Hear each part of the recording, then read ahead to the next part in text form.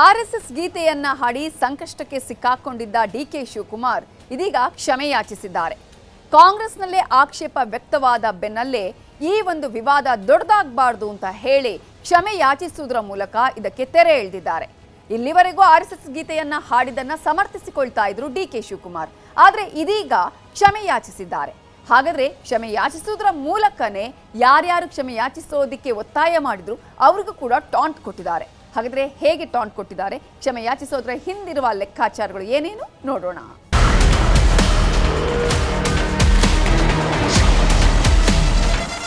ನಮಸ್ತೆ ಸಮಾವತ್ಸಲೆ ಮಾತೃಭೂಮಿ ಅಧ್ಯಕ್ಷ ಹಿಂದೂ ಭೂಮಿ ಸುಗಮ್ ವರ್ಧಿತೋಹಂ. ಅದನ್ನು ಕಟ್ ಮಾಡಿ ಪೇಸ್ಟ್ ಮಾಡಿ ಎಲ್ಲೆಲ್ಲಿಗೂ ಲಿಂಕ್ ಮಾಡಿ ನ್ಯಾಷನಲ್ ನ್ಯೂಸು ಇಂಟರ್ನ್ಯಾಷನಲ್ ನ್ಯೂಸು ಎಲ್ಲ ಲ್ಯಾಂಗ್ವೇಜು. ನಾನು ಮೊನ್ನೆ ಬಿಹಾರ್ಗೆ ಹೋದಾಗ ಕೂಡ ಕೆಲವರೆಲ್ಲ ಕೇಳಿದ್ರು ನನ್ನ ಫ್ರೆಂಡ್ಸು, ನನ್ನ ಸೀನಿಯರ್ ಲೀಡರ್ಸ್, ನಮ್ಮ ಪಾರ್ಟಿ ಲೀಡರ್ಸ್ ಭಾಳ ಸಂತೋಷ, ಭಾಳ ದೊಡ್ಡ ದೊಡ್ಡ ಅಡ್ವೈಸ್ಗಳೆಲ್ಲ ಮಾಡಿದ್ದಾರೆ. ಯಾರು ಮೀಡಿಯಲ್ಲಿ ಮಾತಾಡೋ ಅವಶ್ಯಕತೆ ಇಲ್ಲ. ಬನ್ನಿ ಕಾಂಗ್ರೆಸ್ ಆಫೀಸ್ ಬನ್ನಿ, ಮೀಟಿಂಗ್ ಕರೀರಿ, ಕೇಳೋಣ, ಚರ್ಚೆ ಮಾಡೋಣ. ಯಾರು ಎದುರ್ಕೊಂಡೆ ಯಾವುದಕ್ಕೋ ಎದುರಿಸ್ಬಿಟ್ರು, ಯಾವುದೋ ಒಂದು ಇದಕ್ಕೆ ಎದುರದೆ, ದಟ್ ಇಸ್ ನಾಟ್ ಬ್ಲ್ಯಾಕ್.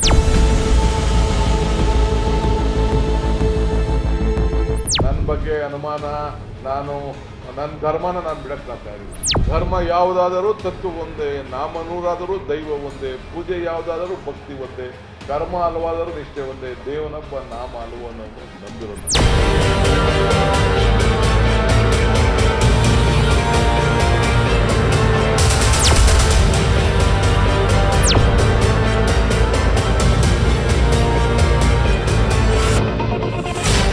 ಅನಿಸಿದ್ರೆ ಆಗಿರೋ ತಪ್ಪು ಅಂತೇಳಿ ಭಾಳ ಸಂತೋಷ. As a Congressman has accepted it. ಅದು ಭಾಳ ಒಳ್ಳೆಯ ವಿಷಯ. ಆರ್ಎಸ್ಎಸ್ನ ಪ್ರಾರ್ಥನೆಯನ್ನು ಕೇಳಿದ್ದಕ್ಕೆ ಕ್ಷಮೆಯನ್ನು ಕೇಳುವಂಥ ಅಗತ್ಯತೆ ಇರಲಿಲ್ಲ.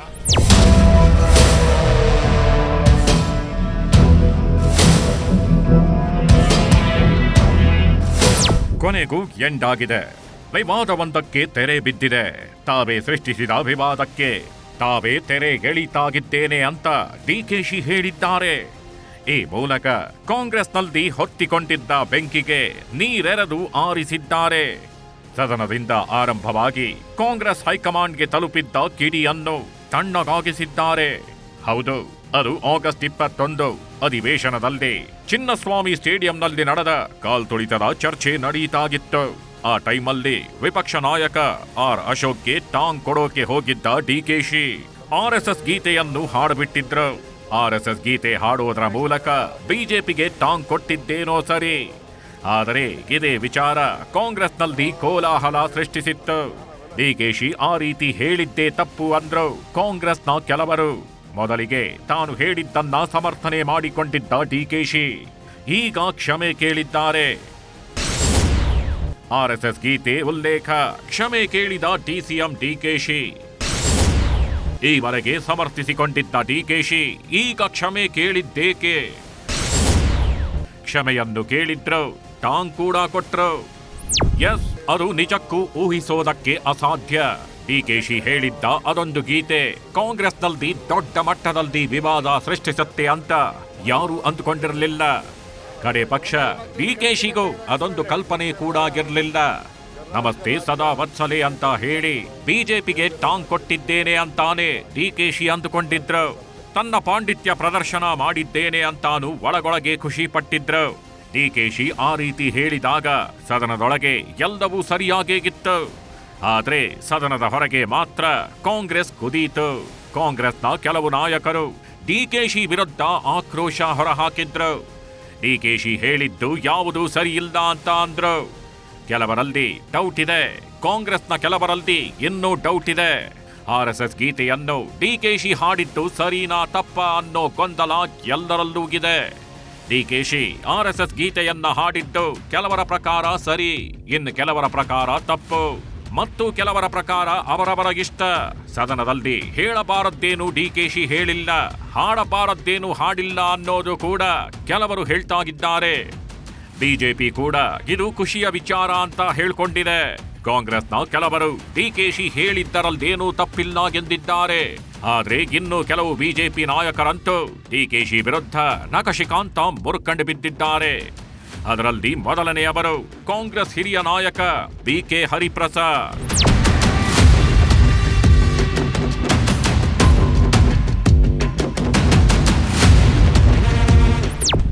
ಎಸ್, ಬಿಕೆ ಹರಿಪ್ರಸಾದ್ ಡಿಕೆಶಿ ವಿರುದ್ಧ ಹರಿಹಾಯ್ದಿದ್ದರು.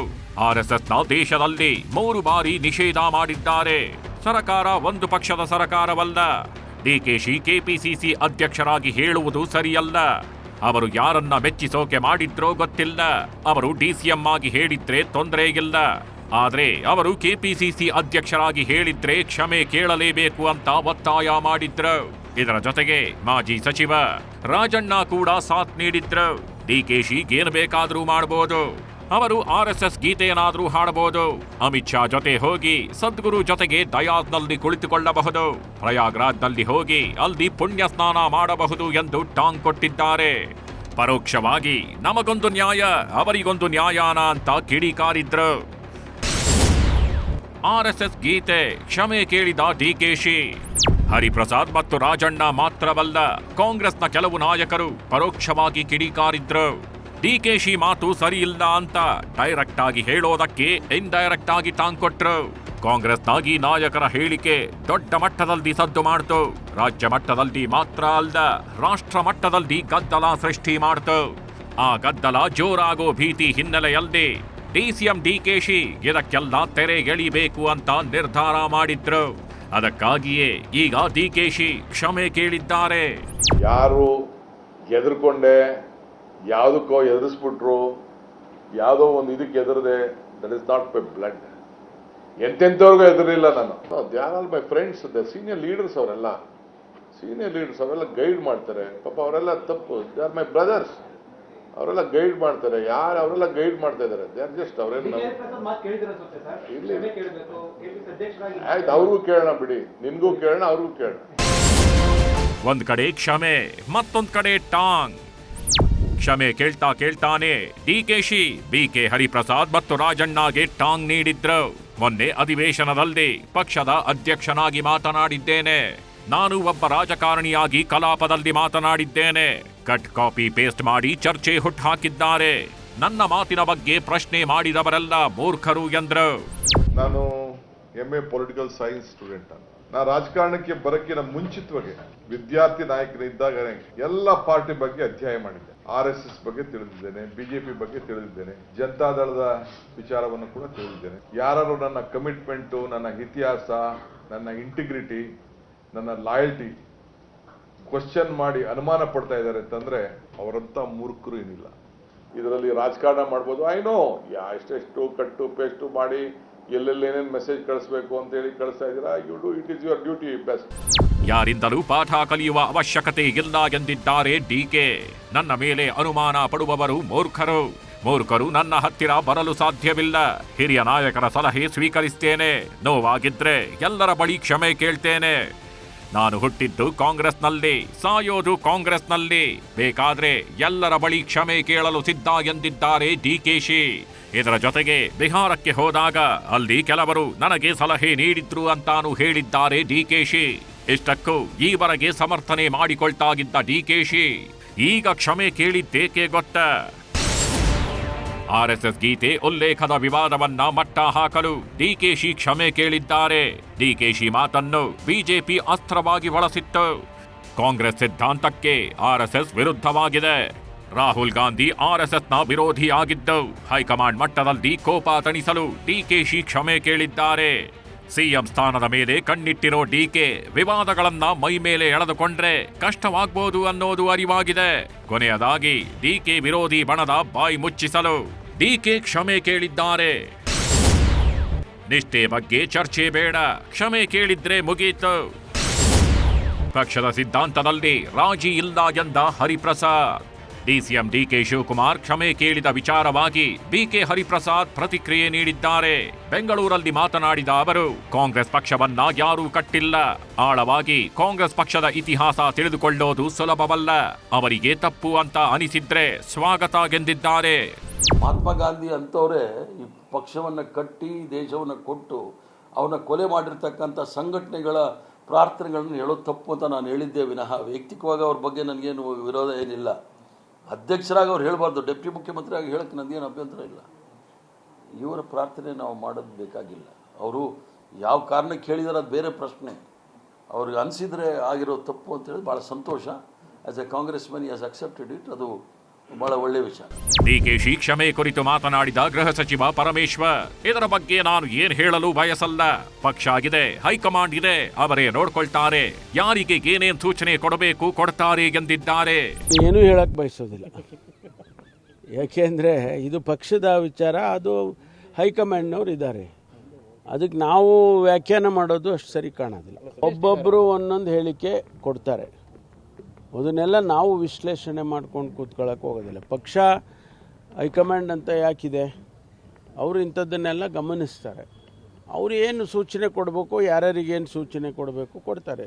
ಶಿವಕುಮಾರ್ ಹೇಳಿದ್ದು ತಪ್ಪು ಅಂತ ಅವ್ರಿಗೆ ಅನಿಸಿದರೆ ಹೇಳ್ತಾರೆ, ಅಲ್ಲಪ್ಪ ಪರವಾಗಿಲ್ಲ ಅಂದು ಕಾಂಟೆಕ್ಸ್ಟ್ ಬೇಕಲ್ಲ. ಕ್ಷಮೆ ಕೇಳೋ ಅಗತ್ಯ ಇರಲಿಲ್ಲ ಎಂದ ಬಿಜೆಪಿ. ಡಿಕೆಶಿ ಕ್ಷಮೆ ಕೇಳಿದ್ದಕ್ಕೆ ಸುನಿಲ್ ಕುಮಾರ್ ಟಾಂಗ್ ನೀಡಿದ್ದಾರೆ. ಒತ್ತಡ ಬಿತ್ತು ಅಂತ ಡಿಕೆಶಿ ಕ್ಷಮೆ ಕೇಳಿರೋದು ಅತ್ಯಂತ ದುರಂತದ ಸಂಗತಿ. ಗಾಂಧಿ ಕುಟುಂಬಕ್ಕೆ ನಿಷ್ಠರಾಗಿರಬೇಕು ಅನ್ನೋದಲ್ಲ ಮುಖ್ಯ, ಮೊದಲು ನೀವು ದೇಶಭಕ್ತರಾಗಬೇಕು. ಸಂಘದ ಪ್ರಾರ್ಥನೆ ಹಾಡಿದ್ದಕ್ಕೆ ಕ್ಷಮೆ ಕೇಳುವ ಅಗತ್ಯ ಇರಲಿಲ್ಲ ಎಂದು ಕೌಂಟರ್ ನೀಡಿದ್ರು. ಡಿ ಕೆ ಶಿವಕುಮಾರ್ ಅವರು, ನೀವು ಮೊದಲು ದೇಶಭಕ್ತರಾಗಬೇಕು. ಸಂಘದ ಪ್ರಾರ್ಥನೆ ದೇಶಭಕ್ತಿಯನ್ನು ಹೇಳ್ಕೊಡುವಂಥ ಪ್ರಾರ್ಥನೆ. ನೀವು ಗಾಂಧಿ ಕುಟುಂಬಕ್ಕೆ ಪ್ರೀತರಾಗಬೇಕು ಅನ್ನುವ ಕಾರಣಕ್ಕೆ ದೇಶಭಕ್ತಿಯನ್ನು ಮರೆತಿರುವಂಥದ್ದು ಅತ್ಯಂತ ದುರಂತದ ಸಂಗತಿ. ನಿಜವಾಗಿ ಡಿ ಕೆ ಶಿವಕುಮಾರ್ ಯಾವುದಕ್ಕೆ ಕ್ಷಮೆ ಕೇಳಬೇಕಿತ್ತು ಅಂತ ಕೇಳಿದರೆ, ವಿಧಾನಸೌಧದ ಆವರಣದಲ್ಲಿ ಪಾಕಿಸ್ತಾನ್ ಜಿಂದಾಬಾದ್ ಅಂತ ಹೇಳಿದಾಗ ಅದಕ್ಕೆ ಅವರು ಕ್ಷಮೆಯನ್ನು ಕೇಳಬೇಕಾಗಿತ್ತು. ಆರ್ ಎಸ್ ಎಸ್ನ ಪ್ರಾರ್ಥನೆಯನ್ನು ಕೇಳಿದ್ದಕ್ಕೆ ಕ್ಷಮೆಯನ್ನು ಕೇಳುವಂಥ ಅಗತ್ಯತೆ ಇರಲಿಲ್ಲ. ಅಲ್ಲಿ ಹುಲಿ ಇಲ್ದಿ ಗಿಲಿ ವ್ಯಂಗ್ಯವಾಡಿದ ಜೆಡಿಎಸ್. ಇದೇ ವಿಚಾರವಾಗಿ ಜೆಡಿಎಸ್ ಎಕ್ಸ್ನಲ್ಲಿ ಪೋಸ್ಟ್ ಮಾಡಿ ಡಿಕೆಶಿಗೆ ಟಾಂಗ್ ಕೊಟ್ಟಿದೆ.